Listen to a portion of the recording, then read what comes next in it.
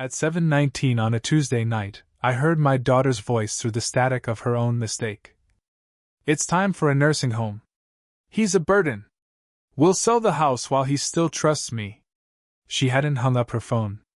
Her purse had caught the call, and in the muffled jumble of clinks and background noise, her words carried like a hammer through my chest. My daughter, Caitlin, my only child, speaking to her husband about me as if I were a piece of furniture to be dragged to the curb. I sat frozen in Ellen's old recliner, fork still in my hand, meatloaf cooling on the plate. On the mantel above the fireplace, her photograph caught the glow of the lamp. I swear her eyes looked different that night, not gentle, not kind, but heavy with warning. That was the night something in me cracked. Quietly, without sound. And in the crack, another thing took its place, colder, sharper, made for survival. The call had started soft. "Hey, Dad," Caitlin had said, her voice warm, careful. "How are you holding up?" I told her I was fine. That I'd eaten. That I was about to watch the news. I hadn't told her the dinner was leftovers from 3 nights ago, or that I'd spent the last hour staring at Ellen's picture, trying to remember the sound of her laugh. She'd said she had to go, dinner with clients. She'd added, "I love you, Dad," and I'd said it back. But she hadn't ended the call. And that mistake gave me the truth. Jeremy's voice came first, casual, cold. "It's time for a nursing home, Caitlin. He's becoming a burden." And Caitlin's voice, sharp, practical. "The house is worth almost $1 million now. We could sell it, buy that place in Boulder with the mountain view." He chuckled. "Exactly. He won't see it coming. He trusts you completely." And then she laughed. My little girl laughed.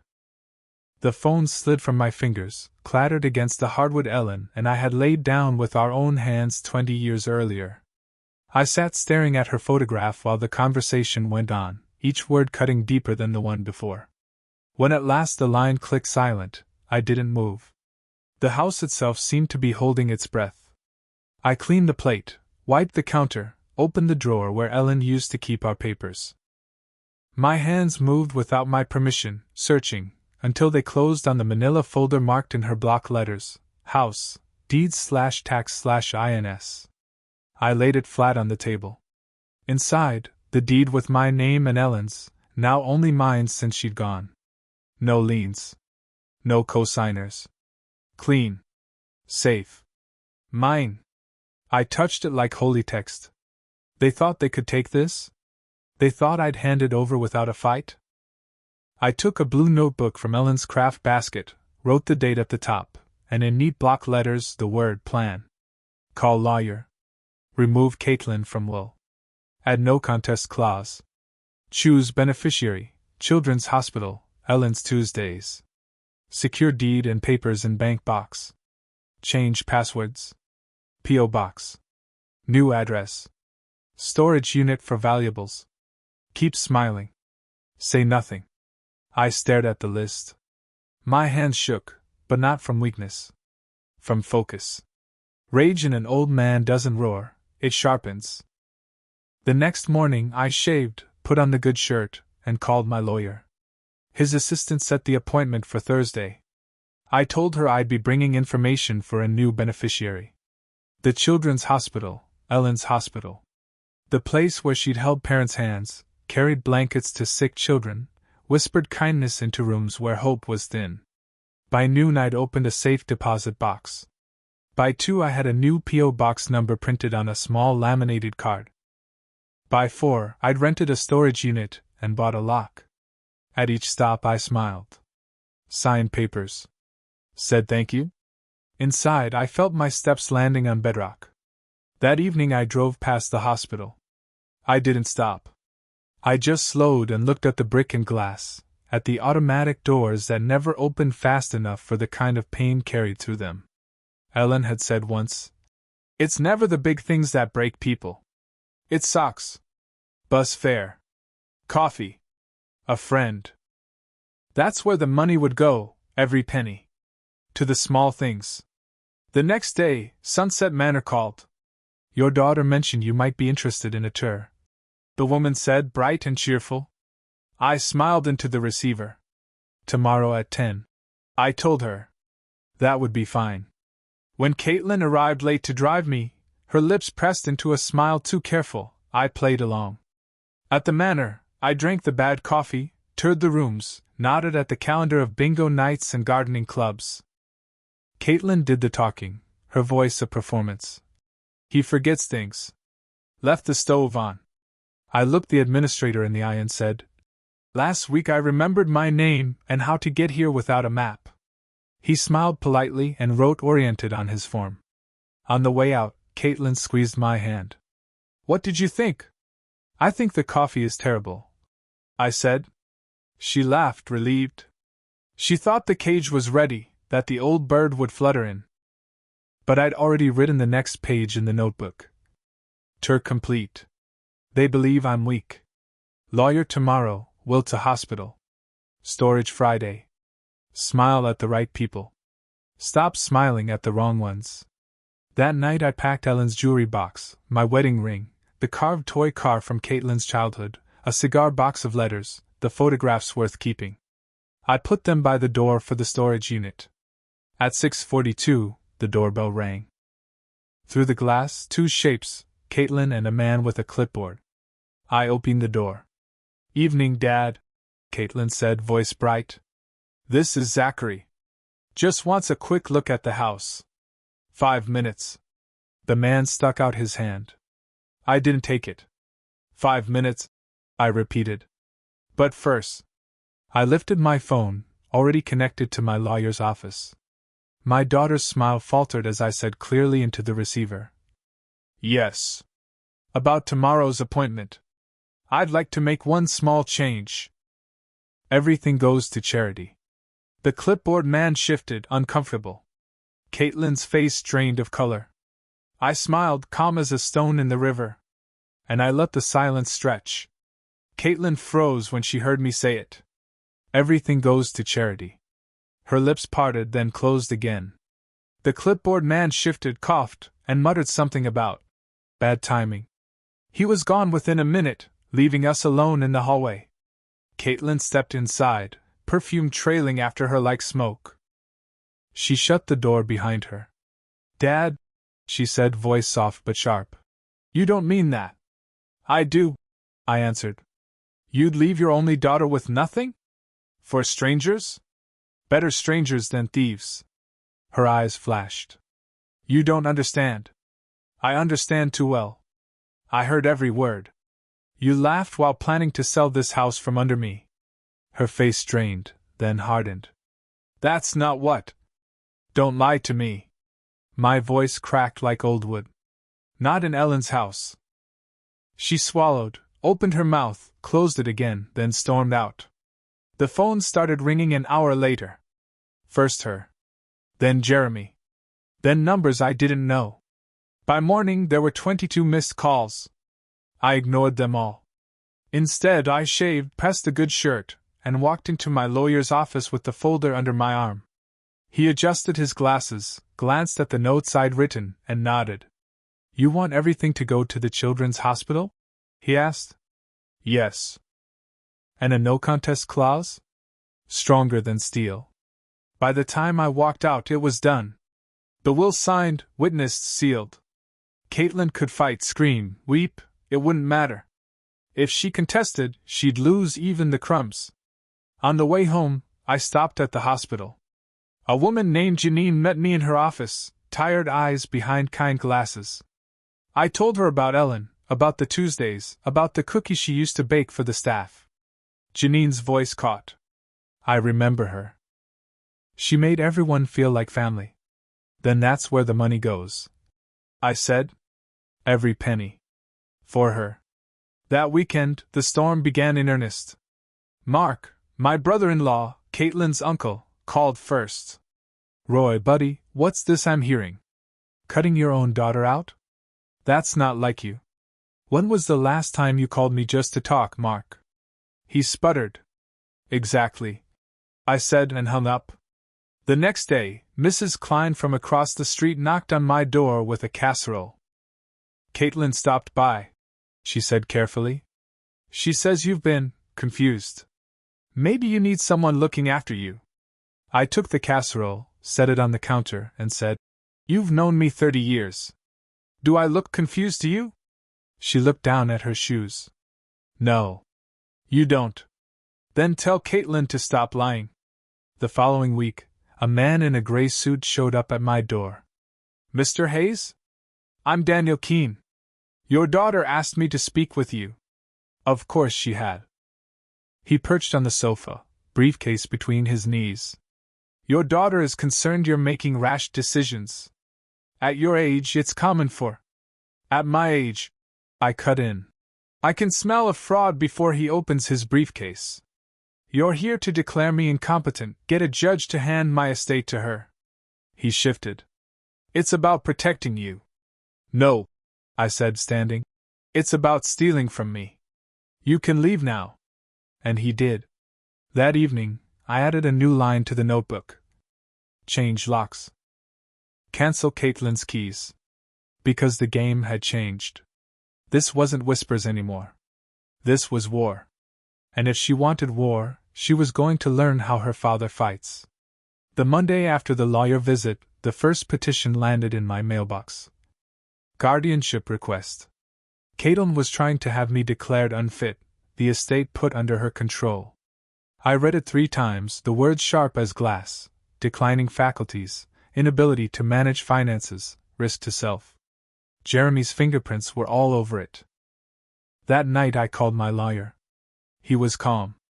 Guardianship requires medical proof. Have you seen a doctor recently? I will, I said. The next morning, I sat in Dr. Leary's office, answering every test clear and sharp.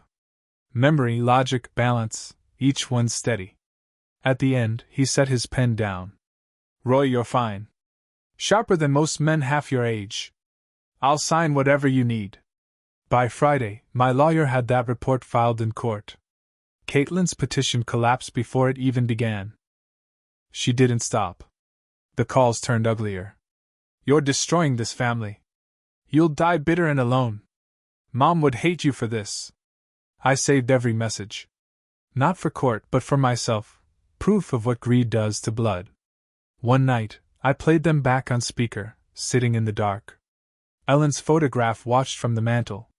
When the last one ended, I whispered, Hear that, Ellen? That's what our daughter thinks of me. Then came the break-in. I returned from the grocery store to find the front door ajar, drawers pulled open, papers scattered. My stomach turned to stone. On the mantel, Ellen's photo was gone. On the coffee table lay a note in Caitlin's handwriting. Stop this, Dad. Before it gets worse. For the first time in years, my knees buckled. They hadn't just come for money. They'd come for her. For Ellen. That night I wrote 3 new lines in the notebook. 15. Keep records of all harassment. 16. Trust no one who mentions Caitlin first. 17. Prepare for the worst. The next day, Jeremy showed up alone. He looked almost humble. Almost. Roy, he said. Maybe Caitlin went too far. Let's compromise. Leave some to the hospital, sure, but keep the house and the family. I laughed. Dry sharp. The family? Or your down payment in Boulder? His jaw clenched. You can't take it with you, Roy. Why not give it to family? Because family doesn't take. Family is given enough already. His eyes hardened. One way or another, this house will be ours. I opened the door. Get out before I make a bigger mistake. He left, but his eyes promised more. That night I sat in the dark, notebook open on my lap, Ellen's empty space heavy beside me. The war had started. And it wasn't going to stop. After the break-in, the house no longer felt like home. Every creak in the wood made me think of Jeremy's hands, rifling through my drawers. Every glance at the empty mantel reminded me of Ellen's face gone. But grief has its uses. It sharpens you. The next morning I started knocking on doors, not theirs, but my neighbors. I showed Mr. Tanaka the doctor's letter. I told Mrs. Klein the truth, the overheard call, the plan to sell the house, the missing photograph. I didn't ask them to spread it.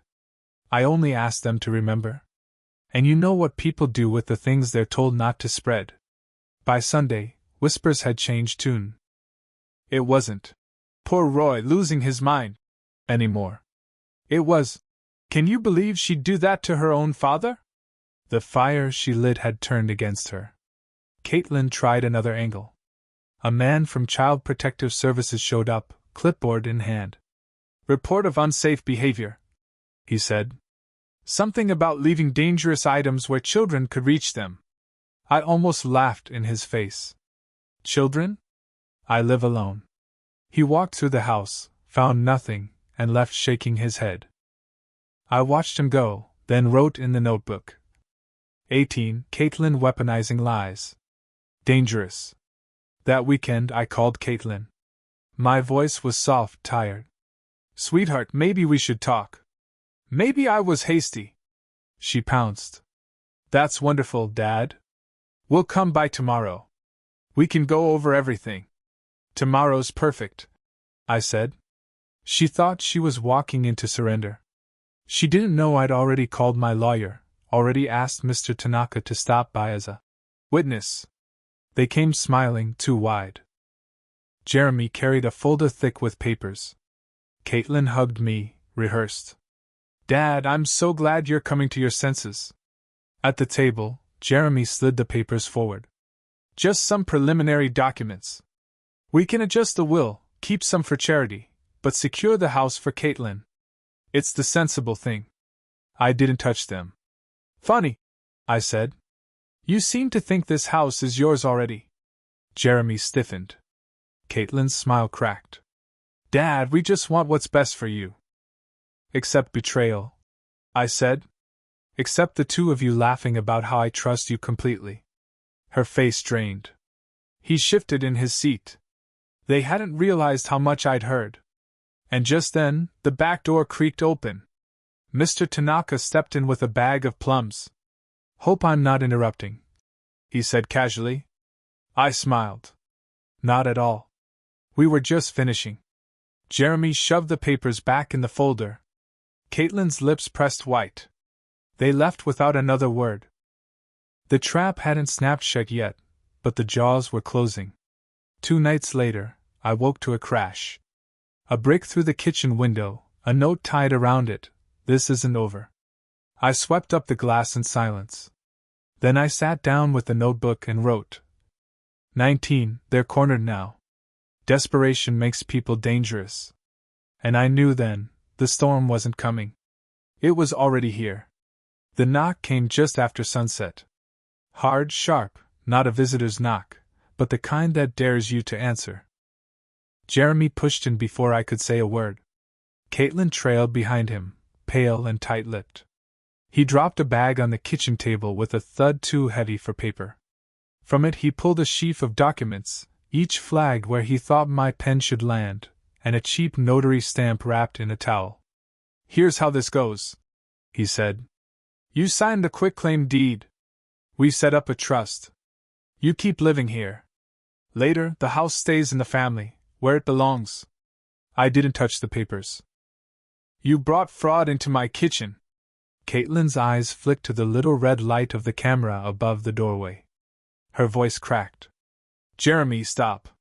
He's recording. Jeremy ignored her. He pulled out a crowbar and let it sit across his palms like a threat half-spoken. Sign, or I go back to the judge. We'll bring witnesses, say you're losing it. You won't win. Before I could answer, the back door opened. Mr. Tanaka stepped in with a bag of plums. Evening, Roy. Am I interrupting? Jeremy froze. Tanaka lifted his phone. Officer Rico's on the line. He'll want to hear this. Jeremy zipped the bag, grabbed Caitlin's wrist, and spat. We're done being polite. They left without slamming the door. At 1:14 a.m., the phone rang. Caitlin's voice spilled through raw. Dad? I'm sorry. I never wanted this. Jeremy, he pushes too far. You push too, I said. I don't want to lose you. She whispered. You lost me the night you called me a burden. She sobbed and hung up. 2 nights later, I woke choking on smoke. In the kitchen, a tin can of oily rags smoldered by the curtain, a crude fire trap. I drowned it in the sink until the water hissed out the last ember. By morning, Officer Rico had the evidence bagged. "He's slipping," he said. "Trying to scare you." "Scare me?" I rasped. "He tried to kill me." 3 days after, Caitlin appeared on my doorstep hollow-eyed. "Jeremy's gone. Packed a bag, left no note. He said he won't come back until he finds a way to win." She sat at my table, tears streaking her face. "Is there any way back, Dad?" I studied her, long and hard. For the first time, she looked like my little girl again. But I didn't answer. That night I placed Ellen's photo back on the mantel. Jeremy was out there somewhere, plotting. Caitlin was caught between him and me, breaking apart. I leaned forward in the recliner, hands clasped, and asked the silence. "Is revenge enough, or do I finish it?" The house gave me no answer. It was 10 days of silence before the storm broke. 10 days of unanswered calls, of Caitlin's messages growing shorter, then frantic, then nothing at all. 10 days of pacing the house at night, notebook in my lap, Ellen's photograph back on the mantel where it belonged.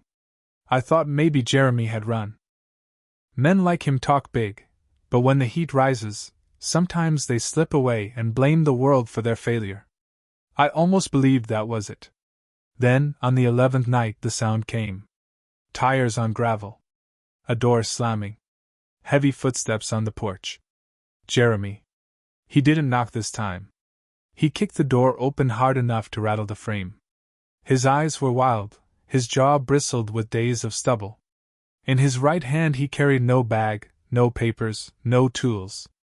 Just a revolver, old but heavy. Caitlin was behind him, pale, shaking. "Jeremy, please," she whispered. "Don't." He shoved her aside. "This ends tonight," he said. His voice was hoarse, scraped raw. "No more lawyers. No more tricks. You sign the deed or you die in this house." I sat in Ellen's recliner, steady as stone. "If you think I'm afraid to die in my own house, you don't know me at all." His hand shook, but not enough. "You think the cops scare me? Your neighbors? That hospital? I'll burn it all before I let you win." Caitlin's voice cracked. "Jeremy, stop. You're making it worse." He snarled at her. "Shut up. You had your chance to walk away." I leaned forward, my voice low, calm. "Jeremy, you've already lost." His eyes narrowed. "What?" "The deed is gone. The accounts are locked. The will is sealed with the hospital. Even if you kill me, you'll get nothing." For a heartbeat, silence hung between us.